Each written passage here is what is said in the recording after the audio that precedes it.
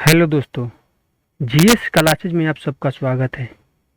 तो आज हम आपके लिए लेकर आए हैं आधुनिक भारत के इतिहास में शिक्षा का विकास। तो चलते हैं अपने क्वेश्चन की तरफ। हमारा पहला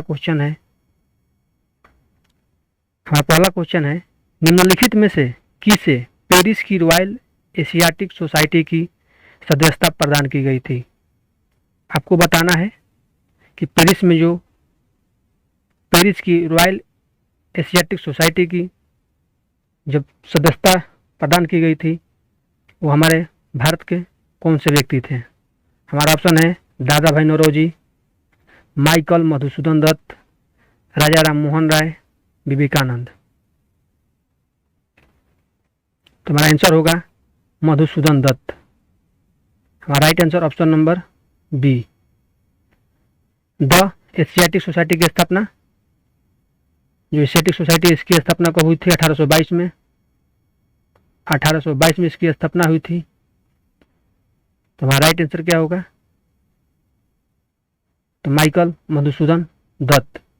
रॉयल एशियाटिक सोसाइटी की सदस्यता प्रदान की गई थी और रॉयल एशियाटिक सोसाइटी की स्थापना 1822 ईस्वी में हुई थी, परंतु 1929 के शाही शासन द्वारा इसकी स्थापना की पुष्टि की गई थी। आपसे पूछा जाए कि रॉयल एशियाटिक सोसाइटी की स्थापना किस शासन द्वारा पुष्टि की गई थी, तो 1929 के शाही शासन द्वारा। तो हमारा राइट आंसर होगा माइकल मधुसूदन। वो भारतीय थे जो रॉयल एशियाटिक सोसाइटी की सदस्यता प्रदान की गई थी। तो चलते हैं अपने अगले क्वेश्चन पर। हमारा अगला क्वेश्चन है भारत में अंग्रेजों ने प्रथम मदरसा कहाँ स्थापित किया था। हमारा ऑप्शन है मद्रास में, बम्बई में, अलीगढ़ में, कोलकाता में। तो भारत में अंग्रेजों ने प्रथम मदरसा 1781 में कलकत्ता में वारेन हेस्टिंग्स के द्वारा किया गया था। तो हमारा right answer option number D होगा। प्रथम मदरसा 1781 में वारेन हेस्टिंग्स के द्वारा किया गया था। तो हमारा आंसर होगा कोलकाता। तो चलते हैं अपने अगले क्वेश्चन पर। हमारा अगला क्वेश्चन है एशियाटिक सोसाइटी ऑफ बंगाल के संस्थापक कौन है। हमारा ऑप्शन है sir William Jones, Wilkins, Max Muller, James Prinsep. आपको बताना है एशियाटिक सोसाइटी ऑफ बंगाल के संस्थापक। तो हमारा आंसर होगा एशियाटिक सोसाइटी ऑफ बंगाल के संस्थापक सर विलियम जोन्स थे, जो 1784 में हेस्टिंग्स के सहयोग से विलियम जोन्स ने एशियाटिक सोसाइटी ऑफ बंगाल की स्थापना की थी। 1784 में वारेन हेस्टिंग्स के सहयोग से विलियम जोन्स ने एशियाटिक सोसाइटी की स्थापना की थी। तो हमारा right answer option number A होगा। और आपसे पूछ लिया जाए किस गवर्नर के काल में, वारेन हेस्टिंग्स के काल में। तो हमारा राइट आंसर ऑप्शन नंबर ए 1784 में सर विलियम जोन्स ने। चलते हैं अपने अगले क्वेश्चन पर। हमारा अगला क्वेश्चन है निम्नलिखित अंग्रेजों में से कौन था जिसने सर्वप्रथम भगवत गीता अंग्रेजी में अनुवाद किया था। हमारा ऑप्शन है William Jones, Charles Wilkins, Alexander Cunningham, John Marshall. आपको बताना है कि भगवत गीता का अंग्रेजी में अनुवाद किसने किया था। तो अंग्रेजी में भगवत गीता का अनुवाद चार्ल्स विल्किंस ने किया था। हमारा right answer option number B होगा। वारेन हेस्टिंग्स के काल में चार्ल्स विल्किंस ने भगवत गीता का प्रथम अंग्रेजी अनुवाद किया और इस भगवत गीता का जो अंग्रेजी में अनुवाद किया गया था इसकी प्रस्तावना वारेन हेस्टिंग्स ने लिखा था। तो हमारा right answer option number B होगा। तो चलते हैं अपने अगले क्वेश्चन पर। हमारा अगला क्वेश्चन है निम्नलिखित में से किसने कालिदास की प्रसिद्ध रचना शकुंतला का अंग्रेजी में पहली बार अनुवाद किया गया। आपको बताना है किसने। हमारा ऑप्शन है Charles Wilkins, Henry Colebrooke, Johann Wolfgang von Goethe और हमारा चौथा ऑप्शन है सर विलियम जोन्स। तो आपको बताना है कि कालिदास की प्रसिद्ध रचना शकुंतला का पहली बार अंग्रेजी में अनुवाद किसने किया था। तो 89 में, 1789 में कालिदास की अभिज्ञान शकुंतलम का अंग्रेजी में अनुवाद विलियम जोन्स ने किया था और यह 5 संस्करणों में प्रकाशित हुआ था। तो राइट आंसर विलियम जोन्स यानी कि ऑप्शन नंबर डी हमारा राइट आंसर होगा। तो चलते हैं अपने अगले क्वेश्चन पर। हमारा अगला क्वेश्चन है, स्वतंत्रता पूर्व अवधि में ब्रिटिश सरकार द्वारा भारत में आधुनिक शिक्षा के प्रचार के मुख्य उद्देश्य था। आपको बताना है आधुनिक शिक्षा का प्रसार का मुख्य उद्देश्य ब्रिटिश सरकार का क्या था। हमारा ऑप्शन है छोटे प्रशासनिक पदों पर नियुक्ति हेतु शिक्षित भारतीयों की आवश्यकता। दूसरा ऑप्शन है भारतीय संस्कृति को प्रोत्साहित करना। और तीसरा ऑप्शन है भारतीय लोगों को आधुनिक बनाना जिससे कि वे राजनीतिक जिम्मेदारी में भाग ले सके। और हमारा चौथा ऑप्शन है उपरोक्त में से कोई नहीं। तो आपको बताना है कि ब्रिटिश सरकार द्वारा जो भारत में आधुनिक शिक्षा का प्रसार का मुख्य उद्देश्य क्या था। उनका मुख्य उद्देश्य था कि छोटे प्रशासनिक पदों पर नियुक्ति हेतु शिक्षित भारतीयों की आवश्यकता। तो हमारा आंसर होगा ऑप्शन नंबर ए। ऑप्शन नंबर ए हमारा राइट आंसर होगा। तो चलते हैं अपने अगले क्वेश्चन पर और हमारा अगला क्वेश्चन है Charles Wood dispatch. Charles Wood का आदेश पत्र निम्नलिखित में से किससे संबंधित है। चार्ल्स वुड का आदेश पत्र को ही चार्ल्स का वुड डिस्पैच कहा जाता है। यह किससे संबंधित है। हमारा ऑप्शन है शिक्षा, व्यापार, प्रशासनिक सुधार, सैन्य सुधार। तो चार्ल्स वुड का आदेश पत्र था शिक्षा से संबंधित था।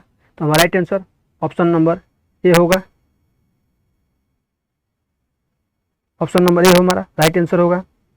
वुड घोषणा पत्र को बोर्ड ऑफ कंट्रोल के प्रधान चार्ल्स वुड द्वारा 19 जुलाई 1854 19 जुलाई 1854 को जारी किया गया था। इस घोषणा पत्र में भारतीय शिक्षा पर एक व्यापक योजना प्रस्तुत की गई थी जिसे वुड का डिस्पैच कहा जाता है। तो हमारा राइट आंसर शिक्षा होगा और वुड का आदेश पत्र को ही भारतीय शिक्षा का मैग्ना कार्टा भी कहा जाता है। तो हमारा right answer option number A होगा। तो चलते हैं अपने अगले क्वेश्चन पर। हमारा अगला क्वेश्चन है वुड डिस्पैच के बारे में निम्नलिखित कथनों में से कौन सा कथन सत्य है। आपको बताना है जो वुड डिस्पैच के बारे में कौन सा कथन सही है।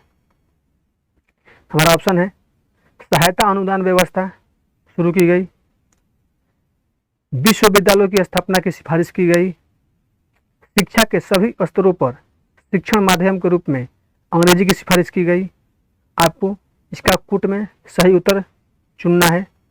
हमारा कूट है 1 और 2, 2 और 3, 1 और 3, 1, 2, 3। आपको बताना है इनमें से कौन वुड डिस्पैच के बारे में सत्य है। तो सहायता अनुदान व्यवस्था शुरू की गई थी, ये बिल्कुल सही है। विश्वविद्यालय की स्थापना की सिफारिश भी की गई थी, ये भी सही है। शिक्षा के सभी स्तरों पर शिक्षण माध्यम के रूप में अंग्रेजी की सिफारिश की गई थी, ये बात गलत नहीं है क्योंकि अंग्रेजी शिक्षा का मैकाले था, मैकाले का रिपोर्ट था, उसमें वुड डिस्पैच नहीं था। तो हमारा आंसर होगा 1, 2।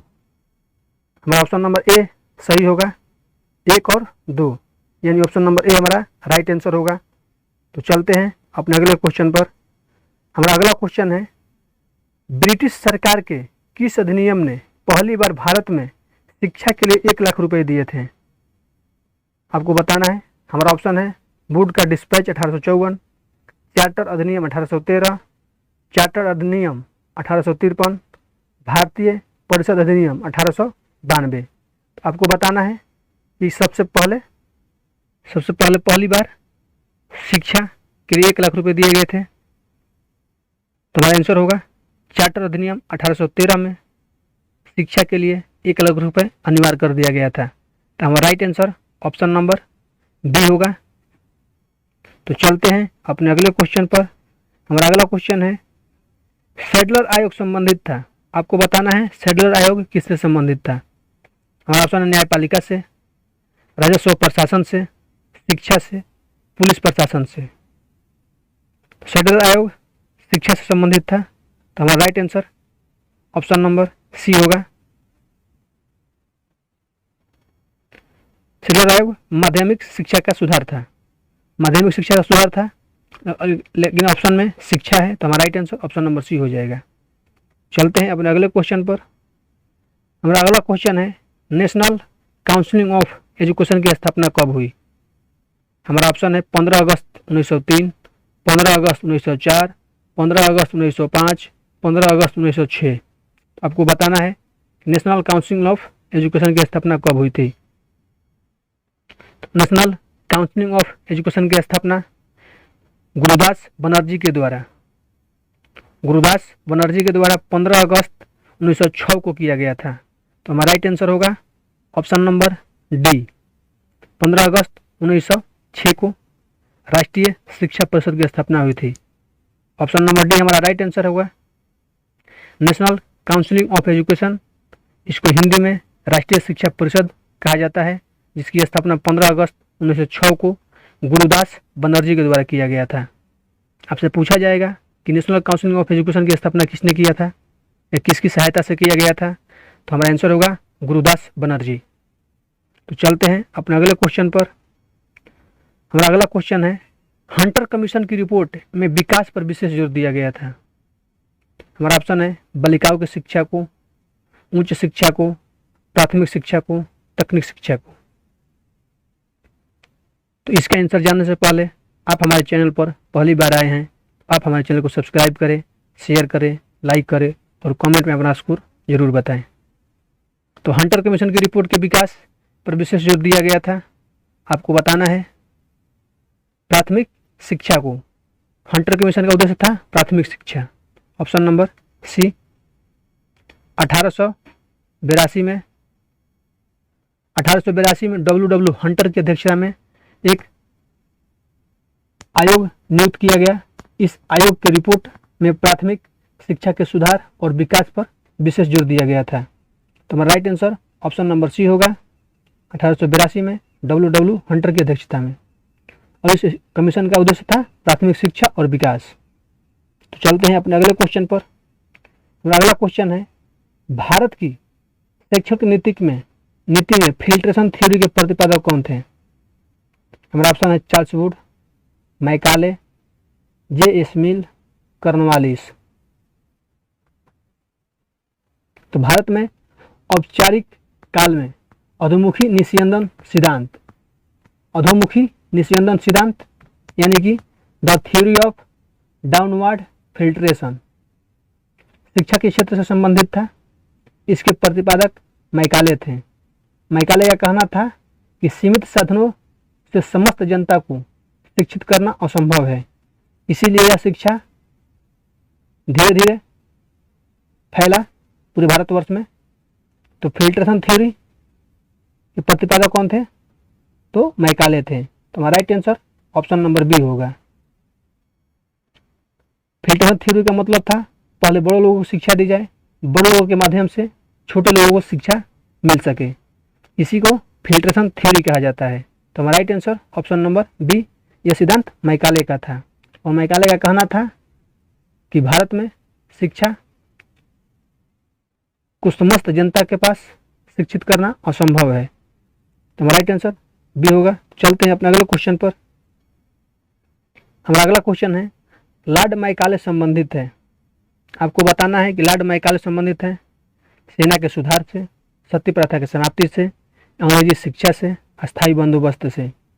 आप सबको आंसर पता है, लॉर्ड मैकाले संबंधित थे अंग्रेजी शिक्षा से। ऑप्शन नंबर सी हमारा राइट आंसर होगा। तो चलते हैं अपने अगले क्वेश्चन पर। हाँ, एक बात और है कि लॉर्ड मैकाले संबंधित थे अंग्रेजी शिक्षा से, और पूछ लिया जाए लॉर्ड मैकाले को नियुक्त किसने किया था, तो विलियम बेंटिक।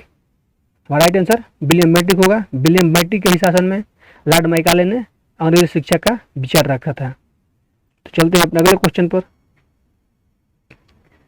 शिक्षा में सुधार हेतु ब्रिटिश सरकार ने सैडलर विश्वविद्यालय आयोग कब नियुक्त किया था?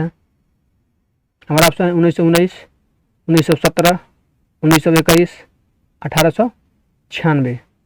तो आपको बताना है कि सैडलर विश्वविद्यालय आयोग कब नियुक्त किया गया था? तो 1917 में। तो हमारा right answer option number B होगा।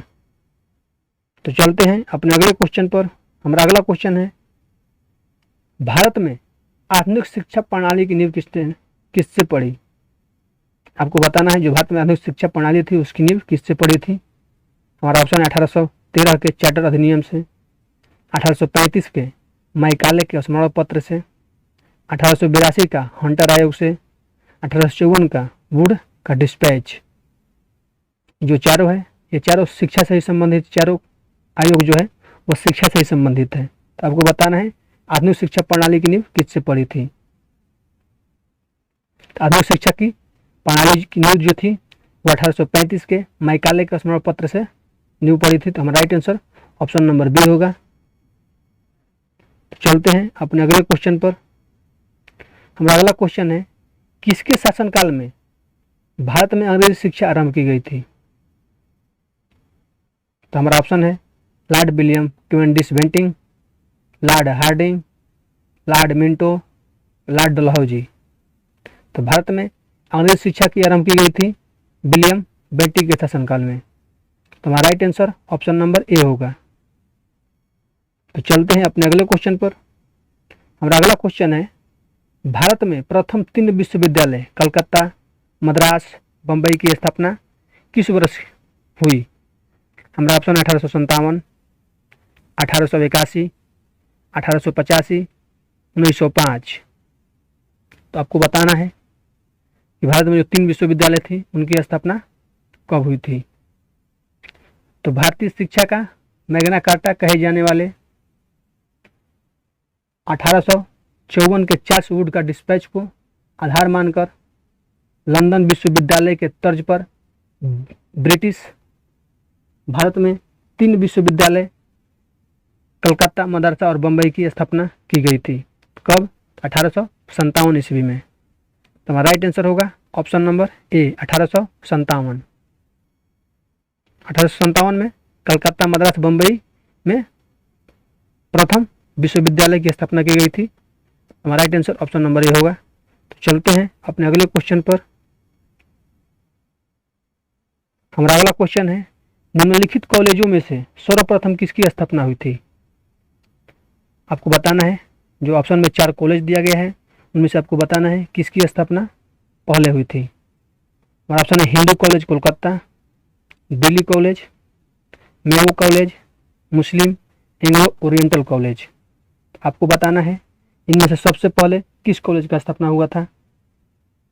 तो हिंदू कॉलेज, जो हिंदू कॉलेज कलकत्ता है इसकी स्थापना 1817 में हुई थी।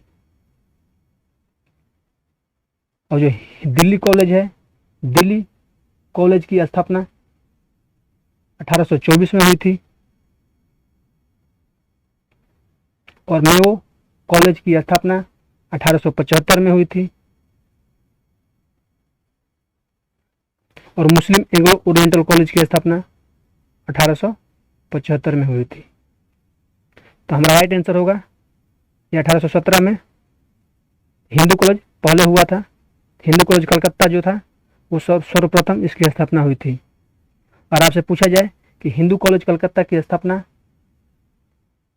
किन लोगों ने मिलकर किया था, तो हमारा ऑप्शन होगा, आंसर होगा डेविड हेयर और अलेक्जेंडर डफ के साथ राजा राम मोहन राय मिलकर कलकत्ता में हिंदू कॉलेज की स्थापना की थी। तो हमारा राइट आंसर होगा, हमारा क्वेश्चन है कि सर्वप्रथम किसकी स्थापना पहले हुई थी, तो हिंदू कॉलेज कलकत्ता की। तो चलते हैं अपने अगले क्वेश्चन पर। हमारा अगला क्वेश्चन है, डेक्कन एजुकेशन सोसाइटी की स्थापना से कौन संबंधित था। हमारा ऑप्शन है जस्टिस रनाडे, फिरोज शाह मेहता, बी.जी. तिलक, दयानंद सरस्वती। तो डेक्कन एजुकेशन सोसाइटी की स्थापना से बाल गंगाधर तिलक थे। जो डेक्कन एजुकेशन सोसाइटी की स्थापना हुई थी उसमें बाल गंगाधर तिलक थे। तो हमारा right answer option number C होगा। और जो जस्टिस रेनाडे थे। ये 5 सदस्यों में से एक थे, इसलिए इनको संस्थापक नहीं माना जाता है। तो इसमें बाल गंगाधर तिलक हमारा राइट आंसर होगा। अगर ऑप्शन में बाल गंगाधर तिलक नहीं होता तो जस्टिस रेनाडे हमारा आंसर होता। तो चलते हैं अपने अगले क्वेश्चन पर। किसके सतत प्रयत्नों से बंबई में प्रथम महिला विश्वविद्यालय की स्थापना हुई?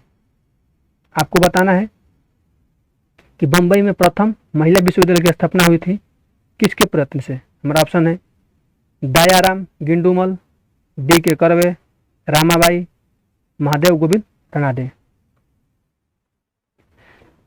तो बंबई में प्रथम महिला विश्वविद्यालय की स्थापना डी के कर्वे की सहायता से हुआ था।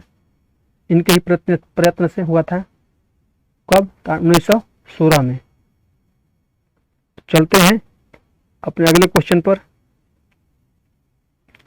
हमारा अगला क्वेश्चन है निम्नलिखित में से किसने भारतीय विश्वविद्यालय में धार्मिक शिक्षा के लिए प्रबल रूप से वकालत की थी?